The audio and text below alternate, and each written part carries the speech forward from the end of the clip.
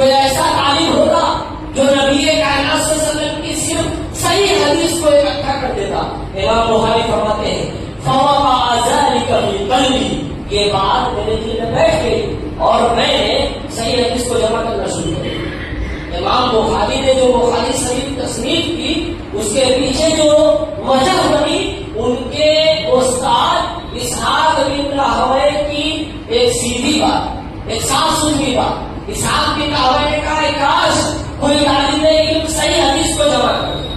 تو جب آپ اساتذہ جب اپنے طلبہ سے بات کریں تو اچھی بات کریں، سچی بات کریں. معاشرے کے لوگ ہیں، کوئی آدمی انتقال کر گیا، اللہ کے نبی فرماتے ہیں اذکروا محاسن موتاکم، اپنے مردوں کے حسن کو بیان کرو، مردوں کی جب ذکر کرو تو ان کی اچھائیاں ذکر کرو. مرنے والوں نے لاش کمائی تھی، جب تم ان کا تذکرہ کرو تو اچھی بات کے ذریعے تذکرہ کرو.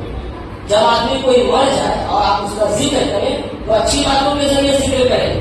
آپ کسی مجلس میں بیٹھے ہوئے کسی کی بات آئی، ان کے بارے میں اچھے کلام کے ذریعے ذکر کریں. ایک بات کی ذمہ داری ہے کہ جب وہ اپنے اولاد کا تذکرہ کرے تو اچھی باتوں کے ذریعے تذکرہ کرے.